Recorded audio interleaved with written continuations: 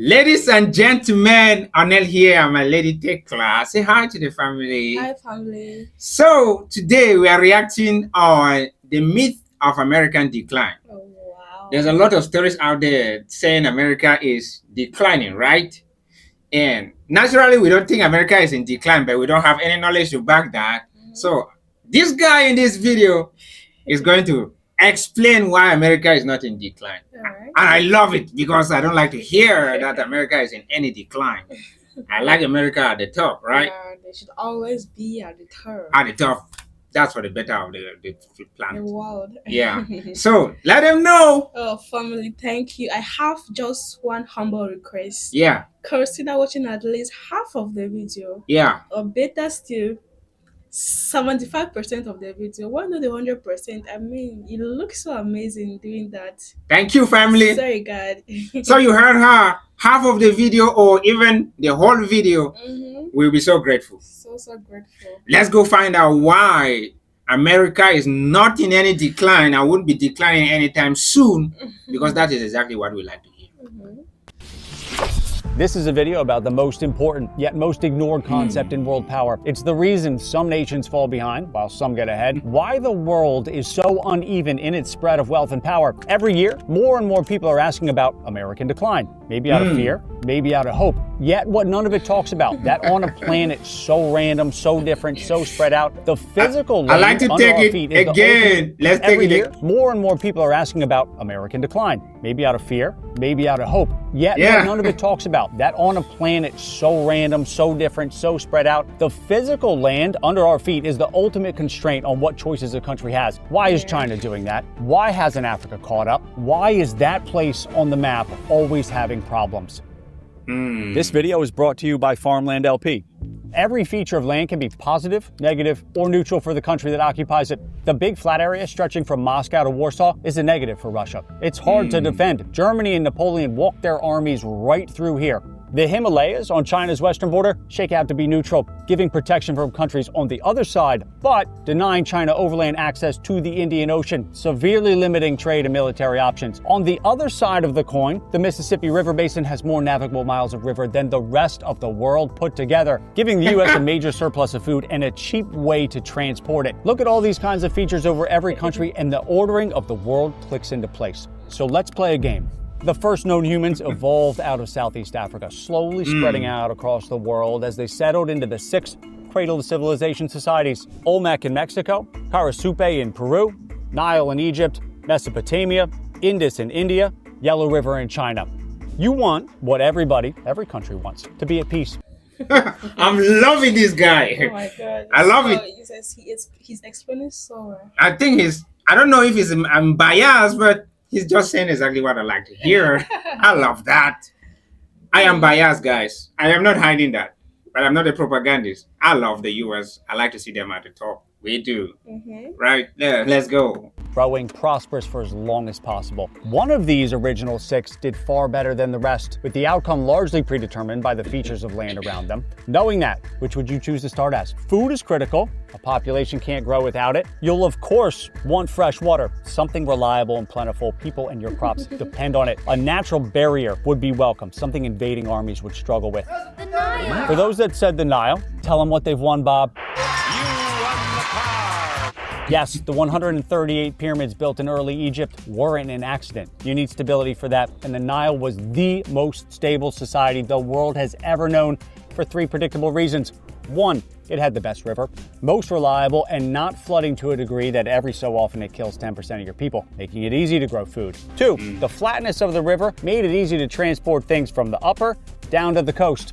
And 3, the people floating down along the river and living by it barely had to think about an invading army, because the desert on either side was the world's best defense against the militaries of the time. No one wants to march across that much desert today, let alone 4,000 years ago. Egypt, the last of the 6 societies to be standing, made it 3,300 years. The invasion of Egypt, knocking off the last of them, kicked off the great global shuffle as the world's population began to boom, going from 200 million in year 0, 500 million by 1500, getting big enough that people are really starting to bump into one another, wanting that greener grass, kingdoms merging and splitting. Europe is one big revolving conflict. China's kingdoms war, Japan war, Africa war. By 1800, we're at 1 billion. 1945, 3 billion, and then suddenly the math changed.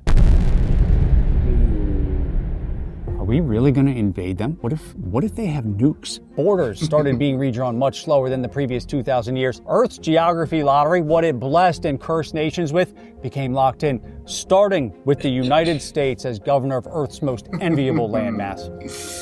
Stretching 1/4 of the way down the globe, glaciers from the last ice age carved deep canyons into the edge of the land they blanketed. Deep canyons on coastline are what create natural deepwater ports. One does not simply make a deepwater port. All over Europe, natural ports. All over North America, natural ports, giving Europe. Are you okay? Yeah, Are you sure? I'm okay. Europe, whose ports, critically, She's not feeling quite well, guys. So I just like to know if she's doing well.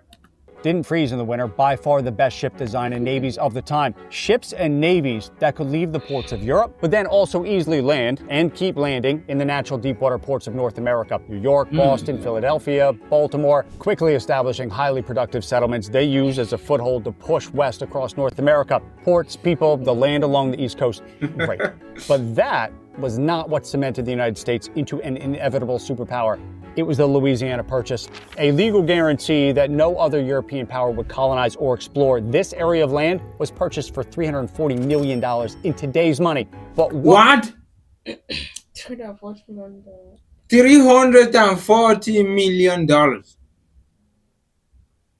for that huge mass of land.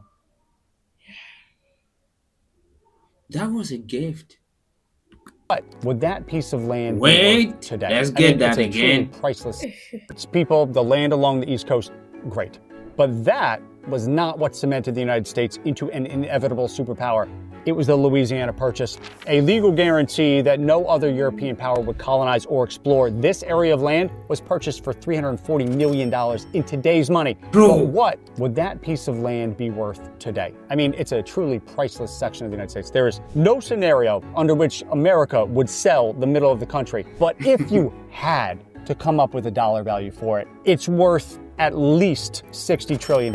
And I personally think that's kind of low, but $60 trillion, that would be a 17,640,000% increase on the purchase price. Thomas Jefferson taking the crown of probably the best investment anyone ever has made. So try as hard as you can, and it would still be very, very hard to overstate the importance of the Mississippi Basin. It's the best farmland the world has ever seen. It's all connected via a series of very flat navigable rivers. As I said earlier, it has more navigable miles of river than the rest of the world put together. But then it empties out into the protected Gulf of Mexico, giving the U.S. an outlet into the ocean from the middle of the country. France knew full well what they were selling. They knew the land was so good, they sold it to the U.S. to screw over England. The sale assures forever the power of the United States, and I have given England a rival who sooner or later will humble her pride. France being at war with Britain, the money was part of it, but the sale did, in fact, guarantee that in a couple of short centuries, the U.S. would surpass Britain by a lot. Building on the strong footing in the East, the U.S. used it to push out Spain and connect the Pacific Ocean to the Atlantic Ocean, forming the greatest military defense still today that exists.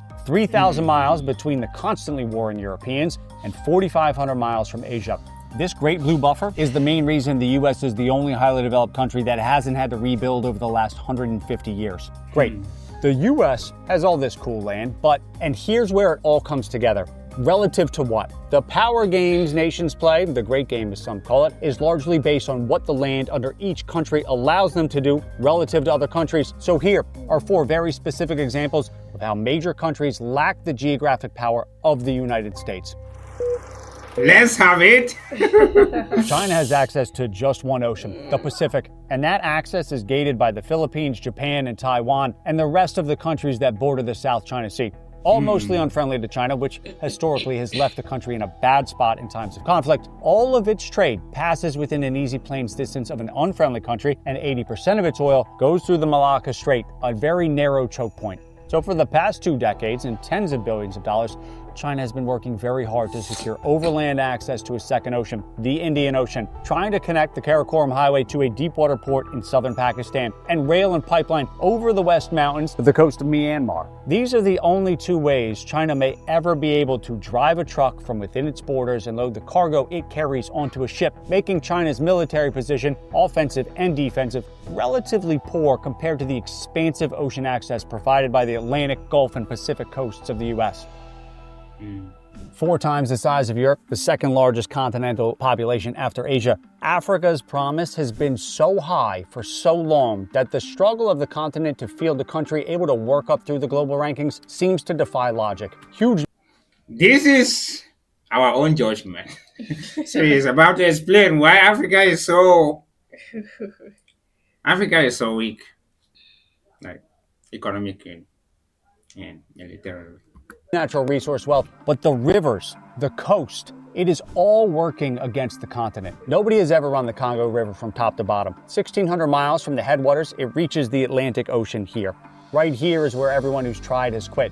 10 miles long, up to 4.5 miles wide, and littered with 20-foot standing waves, building-sized rocks, and whirlpools that look like they're out of a cartoon. 90 miles from where the river meets the ocean, Inga Rapids marks the end of the Congo River in its usefulness to Congo's place in the world. Sir H.M. Stanley of Dr. Livingston, I presume, after trying to run the whole thing but quitting at Inga Rapids, called it an immense tragedy depriving the entire interior of Central Africa, 2/3 the size of mainland U.S., from the thing that all great powers need to become and stay great, a reliable flow of water that lets boats go from the interior of the country to the ocean. If you were to cut away all the ground so you could see the Congo River from the side, how it drops from its headwaters to where it reaches the ocean, this massive step is revealed.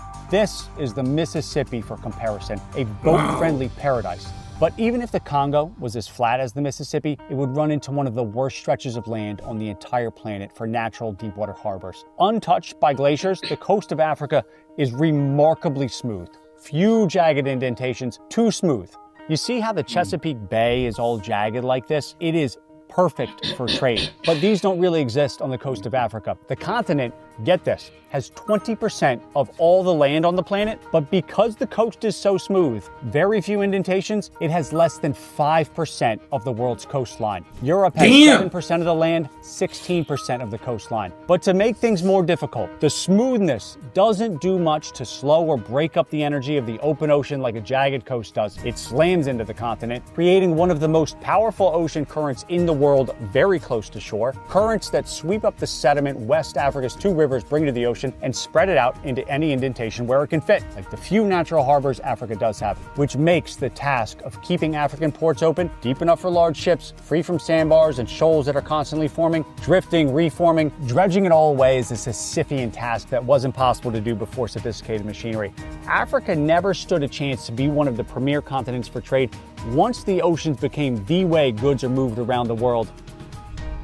Russia sits in the middle of 2 crushing geographic puzzles.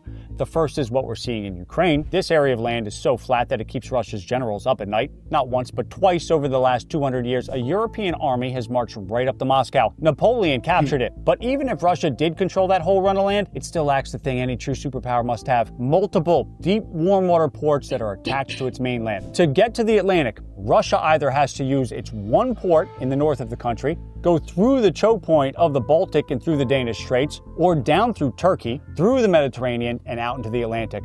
This is why Russia absolutely loves the idea of the polar ice caps melting a little bit further. If the north coast of Russia can stay warm enough year-round, its north coast becomes a bastion of deepwater ports the length of its north coastline, which is very long. Russia's meddling in the Middle East is in part to gain permanent access to a warm water port. They had their eye on the same port in Pakistan that China is currently trying to link to when they invaded Afghanistan in the 1970s. Very cozy with Syria on the western shore of the Mediterranean. Now maybe Putin loves the Syrians, but more likely because the Assad regime had been for decades granting Russia complete and total access to their one major port. A wonderfully strategic spot right above the Suez Canal. Russia's ships are allowed to come and go as they please. And yes, England, the textbook case of how technology can change everything. One of the reasons it was a world superpower for so long was because it's an island, 360-degree access to the ocean. It had a natural gap between constantly warring Europe and easy access to the flow of world trade. But this This was the day Britain's fate was sealed. And here's the giant air armada Hitler hurls at England. I love this guy. He's so good at what he's saying. Yeah, like possibly because he's saying what I like to hear. Yeah. I am so biased, family. But don't hold us for that. We love the US So much. so much. So much. Flight changed the math from hours to slowly creep across the English Channel and invade by boat to 30 minutes for hundreds of bombers to be over downtown London. That made Britain susceptible, once again, to be invaded by, I'll only say it one more time, constantly warring Europe. From that point forward, the security of the US, surrounded by its two oceans, made keeping money in US dollars instead of the British pound obviously a safer bet. The reserve currency switched, causing money to flow out of Britain and into the US. There were other things leading up to Britain's fall, but the arrival of the Air Force was the decisive nail in the coffin. Napoleon was right. On a scale of 1 to 10, only one country today ranks a 10 for the three most important questions. Can you feed your people? Can you be invaded? Can you trade? Everything else builds on that. Politics, the economy, culture, it all must sprout from the land upon which it sits. That does not mean it's the only or single determining factor, not at all. But it is the point to start from. So when we ask, is America in decline? The first mention of American decline that I could find was back in 1930. Yet here we are, almost 100 years later, because the idea that the US is going to spontaneously collapse ignores the thing that's guided human civilization since the beginning of time. Until something about the land underneath a nation changes, that country's position of power in the world is unlikely to change. Organic food keeps growing, but less than 1% of U.S. farmland is certified organic. That's where Farmland LP, the sponsor of today's episode, comes in. Since 2009, they've been buying conventional farmland in California and the Pacific Northwest and transforming it with organic and regenerative farming practices, crop rotations, cover crops, restoring habitat, farming the way it should be. So after the successful launch of two prior funds, they're now raising capital for their third, giving accredited investors the chance to add farmland, a real asset that produces food, restores ecosystems, and builds long-term value to their portfolio. Check out the link in the description to learn more. Oh, yes, family. Yes. And there you have it. America is not going in any decline. There are ups and downs, financial crisis, a bit of economic issues here and there, but our biggest and best country stays strong, Very strong. and moving. I personally don't want to see a world that is led by China. Yes, I don't want to see it. I don't want to see a communist country be the dominant power in the world. I don't want to see communist Russia be the dominant power. Look at Russia allied with North Korea, Iran, friends with China. I don't see them doing the best for The world. Yeah. Doesn't mean that the US is some messiah that delivers everything to the world. But through US aid around the planet, it has helped a lot of They do people. everything for the good of everyone. Yeah. Not just them. Yeah. So at least 90% of what they do out of their country is good compared to all these other countries that go around destabilizing all Other countries. the governments around here. Doesn't mean the US has not destabilized governments around the world. They have, but all the countries surrounding my countries have been destabilized by Russia. Yeah, and it's pretty dirty. So if you see places where the US has gone in, you see North Korea and South Korea. South Korea is looking better, right? Yeah, All the countries where the United States was involved. Look at Japan. Look at Germany. Look at France. Yes. I know the US did not invade France, but look at all the countries where they went. The Philippines and things like that. They are always better. Very, very better. Show me a country that was backed by Russia that is doing well. There is none. So that is the evidence. My bias keep going until you look for something to convince me that the United States is not as good as I think. I am not a propagandist. I love the United States, and So much. you need a lot of homework to convince me otherwise. For our dear American friends Assignment. and others around the world, We love you So dearly. so dearly.